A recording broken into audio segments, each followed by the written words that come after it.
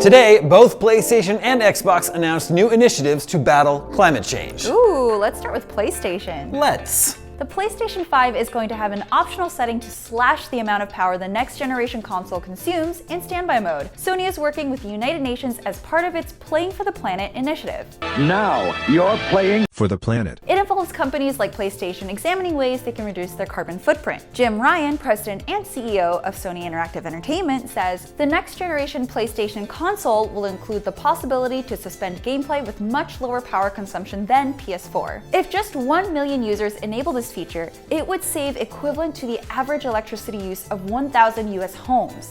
And Sony has sold almost 100 million PS4s, so 1 million users is really only 1% of the Sony audience. So that's cool and all, but I wonder why the feature will be optional. Is there a downside? Why wouldn't I enable this functionality? Maybe this mode will be a more limited rest mode that can't do things like download updates while it's taking a little nap. Now, what does Xbox have planned to fight climate change? Well, IGN user Mr. Burns Returns says Xbox is the best power-saving feature. Nobody turns them on.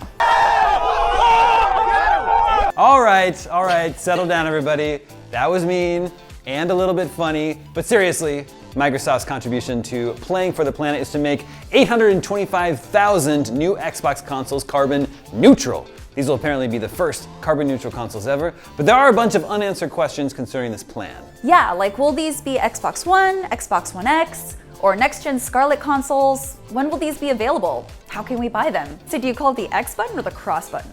That's another question that It's not the cross box, it's the Xbox. Yeah, okay, you're right. Japan's not going to change my mind on that. Unfortunately, we'll have to wait for answers to those questions. Despite the lack of clarity on these initiatives, it is easy to get behind the idea of gaming becoming more friendly to the planet. For more details on what the next-gen consoles have in store, stay tuned, IGN.